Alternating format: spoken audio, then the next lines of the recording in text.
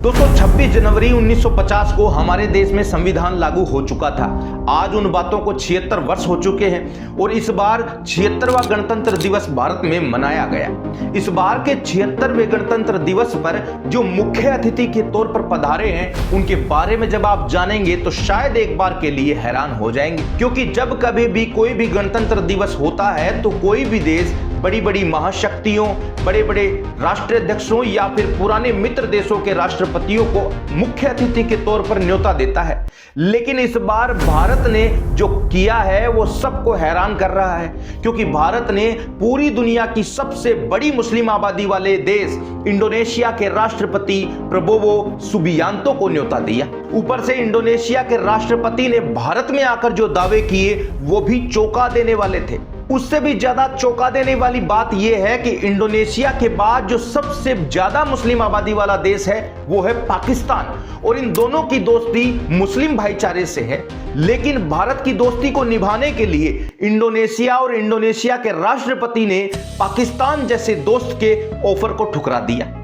अब जानेंगे इसके बारे में एक एक बातें। उससे पहले आप वीडियो को पूरा देख लेना, चैनल को जरूर सब्सक्राइब कर हमारा साथ दे देना। तो चलिए जानते हैं। दोस्तों, हमने आपको बताया कि इंडोनेशिया पूरी दुनिया में मुसलमानों का सबसे बड़ा देश है, यानी सबसे ज्यादा मुसलमान उसी देश में रहते हैं। दूसरे नंबर पर पाकिस्तान आता है और तीसरे नंबर पर भारत में सबसे ज्यादा मुसलमान रहते हैं। बाकी जितने भी मुसलमानों के देश हैं उनकी जनसंख्या बाकी इन तीन देशों के मुकाबले बहुत कम है। अगर कंपेयर किया जाए बाकी अरब देशों से तो वहां की जनसंख्या इतनी नहीं है जितने मुसलमान इन तीन देशों में रहते हैं। तो कुल मिलाकर ये तो हुई मुस्लिमों वाली बात। दोस्तों, इंडोनेशिया के राष्ट्रपति के लिए भारत सरकार के राष्ट्रपति की तरफ से खाने का आयोजन किया गया। वहां पर प्रधानमंत्री, राष्ट्रपति, उपराष्ट्रपति, कई अधिकारी और कई मंत्रीगण भी मौजूद थे। वहां पर इंडोनेशिया के राष्ट्रपति ने खड़े होकर एक चीज का दावा किया जो हर किसी को वहां हैरान कर रहा था। इंडोनेशिया के राष्ट्रपति ने कहा कि मैंने कुछ सप्ताह पहले ही जेनेटिक सीक्वेंसिंग टेस्ट करवाया है और डीएनए टेस्ट करवाया है। उसकी रिपोर्ट जब मुझे पता चली तो मैं खुद हैरान हो गया था, क्योंकि डीएनए रिपोर्ट में यह दावा किया गया है कि मेरा डीएनए भारत से मिलता हुआ है। इसके अलावा आपको बता दें कि मैं पहले से ही जानता था जब मैंने ये टेस्ट नहीं किया, और जो मुझे जानते हैं वो भी जानते थे कि जब भी मैं कभी भारतीय संगीत सुनता था तो मैं नाच उठता था। ये सारी बात सुनने के बाद वहां बैठे सभी लोग ठहाके लगाने लगे और खुशी से फूले नहीं समा रहे थे। यह बात बहुत ही दिलचस्प और महत्वपूर्ण है, क्योंकि ये दोनों देशों के रिश्तों पर भी असर डालेगी और राजनीतिक दूरियों को भी कम कर पाएगी। अब आपको बताते हैं पाकिस्तान वाले कनेक्शन के बारे में। दोस्तों, इंडोनेशिया और पाकिस्तान मुस्लिम भाईचारे के तौर पर अच्छे दोस्त हैं। इन दोनों की आपसी में अच्छी डील है। लेकिन जब हमारे देश भारत में मुख्य अतिथि का चयन किया जा रहा था तो लगभग 9 देशों के राष्ट्राध्यक्षों को चुना गया। उन्हीं में इंडोनेशिया के राष्ट्रपति प्रबोवो भी थे। लेकिन जैसे ही खबरें मीडिया में छपी कि इंडोनेशिया के राष्ट्रपति ही भारत के मुख्य अतिथि होने वाले हैं, तब पाकिस्तान का मीडिया ये दावा करने लगा कि पाकिस्तान के प्रधानमंत्री ने एक स्पेशल कमेटी बनाई थी, उसके हिसाब से ये भारत में तो मुख्य अतिथि के तौर पर जरूर आएंगे, लेकिन ये प्रोग्राम पूरा हो जाने के बाद वो सीधे पाकिस्तान चले आएंगे और इस्लामाबाद आने के बाद लगभग 3 दिन तक वो पाकिस्तान में ही ठहरेंगे, क्योंकि आखिर मुस्लिम भाईचारा जो ठहरा। लेकिन जैसे ही ये खबरें भारतीय मीडिया ने दिखाना शुरू किया तो भारतीय अधिकारियों ने इंडोनेशिया के अधिकारी और राष्ट्रपति के सामने ये शर्त रखी कि अगर आप हमारे मुख्य अतिथि बनते हैं तो आप हमारे देश से सीधे पाकिस्तान न जाएं, क्योंकि इससे भारत की छवि खराब होती है। इसके बाद इंडोनेशिया के अधिकारियों ने और इंडोनेशिया के राष्ट्रपति ने इस बात को माना और उन्हें भरोसा दिलाया कि हम पाकिस्तान नहीं जाएंगे। लेकिन पाकिस्तान को मुंह तोड़ जवाब जब मिला जब इंडोनेशिया के राष्ट्रपति इंडोनेशिया से भारत की ओर रवाना हो रहे थे। रवाना होने से पहले ही उन्होंने एक्स पर एक पोस्ट कर दावा किया कि वो भारत आने के बाद सीधा मलेशिया चले जाएंगे, न कि पाकिस्तान। ये सारी बातें होने के बाद पाकिस्तान की बहुत किरकिरी भी हुई। हालांकि 26 जनवरी को भारत के मुख्य अतिथि बनने के बाद सच में प्रबोवो पाकिस्तान न जाकर मलेशिया चले जाते हैं। हो सकता है वो आगे जाकर पाकिस्तान का रूट तय करें, या जाएंगे भी या नहीं जाएंगे इसका हमें पता नहीं।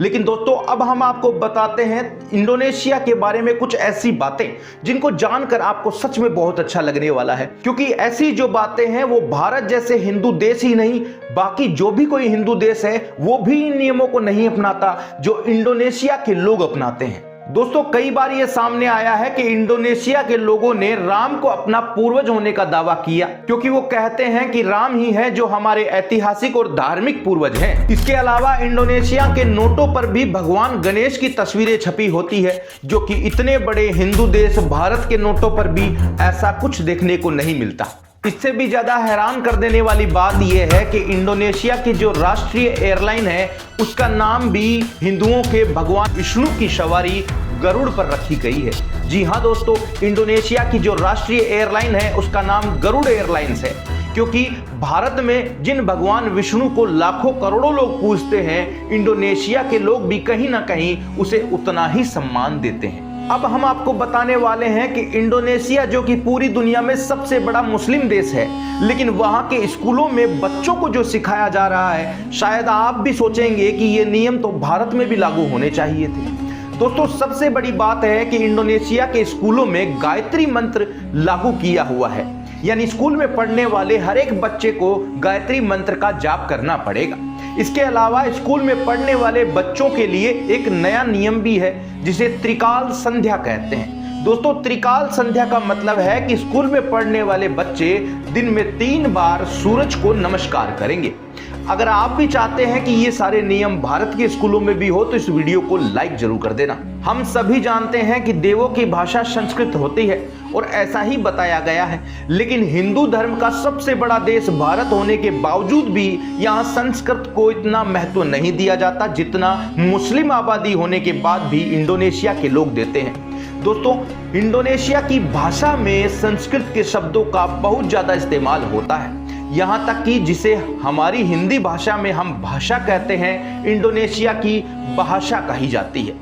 और वहाँ कई सारे ऐसे शब्द हैं जहाँ संस्कृत का आमतौर पर इस्तेमाल होता है। दोस्तों ऐसा नहीं है कि ये इंडोनेशिया हमारे भारत के ज्यादा नजदीक हो सकता है नजदीक होने के कारण भारत की परंपराओं का असर इंडोनेशिया में देखा जा सकता है, लेकिन दोस्तों भारत से इंडोनेशिया 8,886 किलोमीटर दूर है। उससे भी ज्यादा चौंकाने वाली बात यह है कि मुस्लिम आबादी होने के बाद भी इंडोनेशिया भारत में पढ़ी जाने वाली, पूजी जाने वाली रामायण से बहुत ज्यादा प्रभावित है। वहां के हर एक शहर में रामायण की रामलीला होती है, जिसे हर व्यक्ति देखकर बहुत खुश होता है। यह भी दावा किया जाता है कि इंडोनेशिया के सभी घरों के दरवाजे पर भगवान गणेश की फोटो लगाई हुई दिख जाएगी।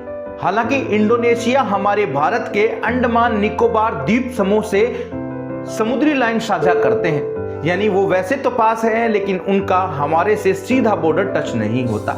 जिस देश की आबादी 80% मुस्लिम हो और वहां भारत की परंपराओं को अपनाया जाता है, भारतीय देवताओं को पूजा जाता है, आखिर ऐसे देश को कौन नहीं प्यार करेगा। अगर आप भी दोस्तों इंडोनेशिया से प्रभावित हुए हैं तो इस वीडियो को शेयर कर लोगों को जरूर बताना कि जो चीजें भारत में नहीं है वो इंडोनेशिया ने अपना रखी है। तो आप गर्व कीजिए अपने आप को हिंदू होने पर। आज के लिए इतना ही, लगातार देखते रहिए गोगी लियो।